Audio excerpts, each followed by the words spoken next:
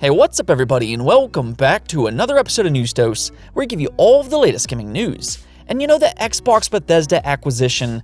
Yeah, pretty much everybody by this point knows about that, but it looks like it's already paying off in more than just one way. Not only are some big games on the horizon, but they're doing some other cool things that Xbox fans should be very excited for. Also, PlayStation is expecting a huge year with the PlayStation 5, so don't go anywhere, and we will talk about that. Plus, we have a few updates on some PlayStation 5 launch games. First though, let's go over some of the quick news, starting off with a game many people probably don't know about, Pumpkin Jack. Now this is a game that I've had on my Steam wishlist for quite a while because this looks like a really cool old school 3D platformer. In fact, it's inspired by old PlayStation 2 classics, and really it kind of reminds me of Medieval. Nonetheless, I do love that era of gaming, and I miss seeing games like this. I do understand that they're not as big as they used to be, but I do think that there is a lot of gamers that still enjoy games like this. And the good news is that we got a release date for Pumpkin Jack.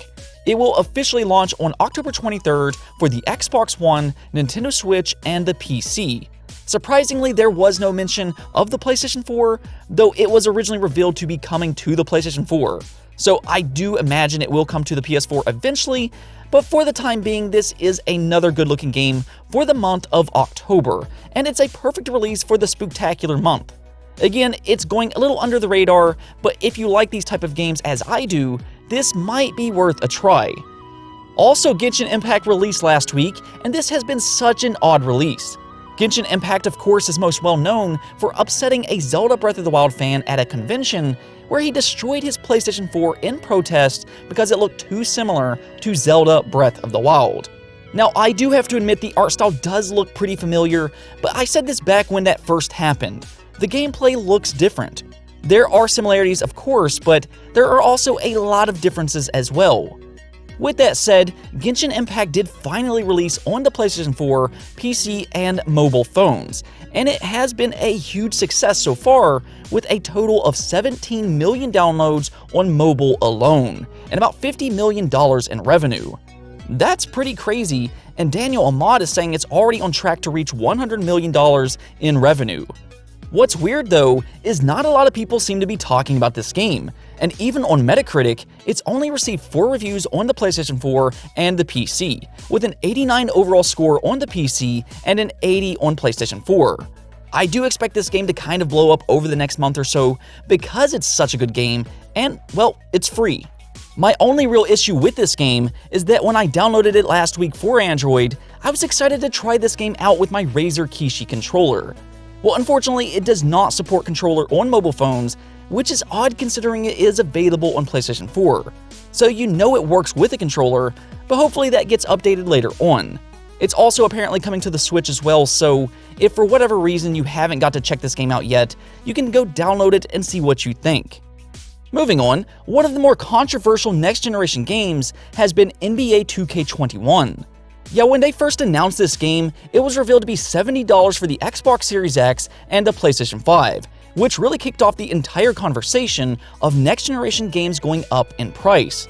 We have seen several publishers go in that direction since, and $70 is quickly becoming the new normal for AAA games. Now, 2K Games claim that this $70 price tag goes hand in hand with quality, which is very debatable. However, they did show NBA 2K21 today for the Xbox Series X and the PlayStation 5, and the visuals look absolutely stunning. I was just scrolling down my Twitter timeline and I saw Zion, and I didn't think much about it. I'm an avid sports fan, so I was thinking it was just some kind of media coverage for Zion, though that would be weird because now the NBA Finals is going on, so why exactly is he in the news? So I looked at the headline and I realized this is NBA 2K21. It actually fooled me and it looked real. Granted, some of the models in this game does give me that uncanny valley feeling, but for the most part, it does look crazy good, and this goes to show you that the Xbox Series X and the PlayStation 5 is a big jump up from this generation of consoles. That's certainly something to be very excited for, and you have to remember, this is only the first year for the next generation consoles. Visuals will get better, which is almost hard to believe. I've been playing games my entire life and really started on the NES, so to see how technology has advanced is truly amazing. We've come so far in the game industry, and it's something that I often think about.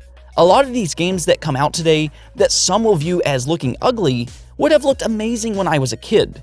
I wonder how people would have reacted to it back then, but nonetheless, NBA 2K21 is looking excellent, and that's a very good sign for next generation. I will ask you though, with this visual overhaul, do you think that the extra $10 is worth the upgrade? Let me know in the comments below. Now, Xbox has been no stranger to dropping big news here recently. They seem to be constantly hogging all of the headlines, and really they're continuing that spree in October as we head towards the Xbox Series release. Well, the big news really has been that Bethesda acquisition, and there are still a lot of questions on what Xbox will do with Bethesda. Will they be exclusive to Xbox, or will they continue releasing on multiple platforms? I still believe that they will be Xbox and PC only, unless you include xCloud, which gives access to Android devices. Regardless though, that Bethesda acquisition is already starting to pay off for Xbox. Not only did Doom Eternal come to Xbox Game Pass earlier this month, but now 2 separate collections for the Xbox Series are appearing on ESRB. This would include the Wolfenstein Old History Collection and the Prey and Dishonored Arcane Collection, which are great games. But yeah, these games appear to be coming to the Xbox Series X fully optimized, and they also announced Doom Eternal will be doing the same thing. What will be interesting though is if these games will come to the PlayStation 5 or not. Right now, it looks like they will only be coming to the Xbox Series, which would be incredibly telling for how this acquisition will unfold if that does remain to be the case. Technically, these games are already available on the PlayStation 4, so they could have easily put these on the PlayStation 5 and then turn around and make future new games exclusive to Xbox. But if they don't even put these on PlayStation 5, then I think that tells you everything that you need to know. We'll see what happens there though.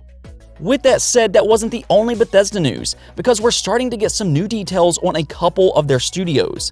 Both ZeniMax Online and Arcane are working on new AAA games.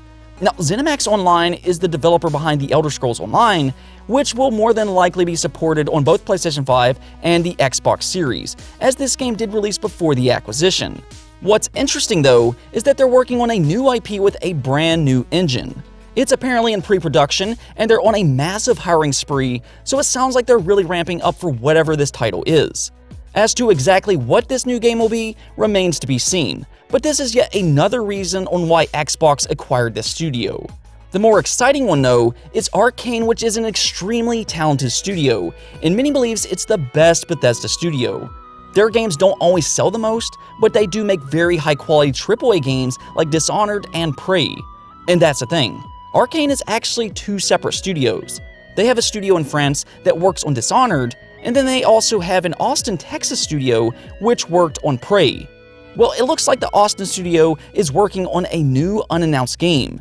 It looks to be a single-player story-driven game that mixes the FPS genre with role-playing elements. Once again, the Xbox Series X truly seems to be the platform for RPGs, but because this is coming from Arcane, that's going to draw a lot of attention. I'm kind of wondering if this will be a follow-up to Prey, or maybe something completely new.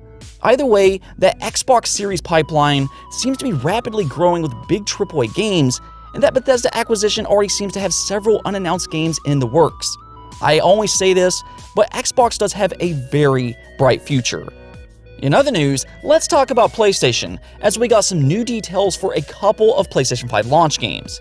One would be Godfall, the upcoming looter slasher. Now, this is a game that has a lot of potential to be an early breakout hit for the PlayStation 5, and really this is a game that PlayStation seems to believe in. It's shown up in almost every PlayStation 5 event and has had some lengthy gameplay segments. Well, we got another update for Godfall. It is reportedly an only online game.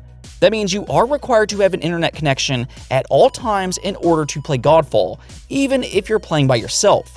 Yeah, not everybody likes that, though I'm not overly surprised by this either. It is a looter slasher that is heavily emphasizing online play, and the reason they're probably enforcing online is to keep cheating down to a minimum. A lot of times in these type of games, people find exploits in order to get the best loot, and it destroys the overall economy, so I imagine that's probably the reason as to why they're doing this. With that said, I do understand why some fans might be upset by this because not everybody wants to play online. It is a $70 game, and some fans don't want to be restricted, especially at that price point. Speaking of price though, Astro's Playroom, which will be completely free and pre-installed on every PlayStation 5, will be around 4 to 5 hours long. Of course, this is a free game that is meant to be both fun as well as introduce you to all of the new PlayStation 5 DualSense controller features. So really 4 to 5 hours is pretty good for a free pre-installed game, and this could be something for you to enjoy when you first bring home your brand new PlayStation 5. I'm definitely looking forward to this game because I loved Astrobot for the PlayStation VR headset, so I'm probably a little bit more excited for this game than most people. On to our last topic though, PlayStation boss Jim Ryan is back in the news yet again, but this time for good reason. He says Sony expects the PlayStation 5 to sell more units in its first fiscal year than the PlayStation 4 did in its first fiscal year. That means Sony expects the PlayStation 5 to sell more than 7 million units by April of 2021. Now I know that does sound like a lot, but honestly, I fully believe that they will outsell the PlayStation 4 unless something unforeseen happens. Gaming has grown a lot in the last 7 years. The PlayStation brand is bigger, and with so many people staying at home now, game consoles are really going to fly off shelves early in the generation. So whatever stock Sony puts out there, it's going to sell, and it's going to sell fast.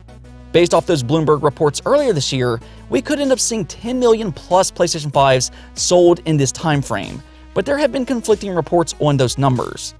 Nonetheless, PlayStation is expecting a huge holiday, and I think that they have every right to believe this. The good news here is that fans will have plenty of opportunities to get a PlayStation 5 early on. The PlayStation 4 was already very hard to get early on, so maybe the PlayStation 5 will be just a little bit easier to get. Probably not, but at the very least, you should get a little bit more of an opportunity this time around. I will ask you though, how many units do you think that the PlayStation 5 will sell in its first fiscal year? Let me know in the comments below. Anyways though, that's it for this episode, but if you liked the video, don't forget to hit the bell notification and subscribe button for more content just like this. Also, if you'd like to support the channel through Patreon, thank you for helping make this content possible. Peace out.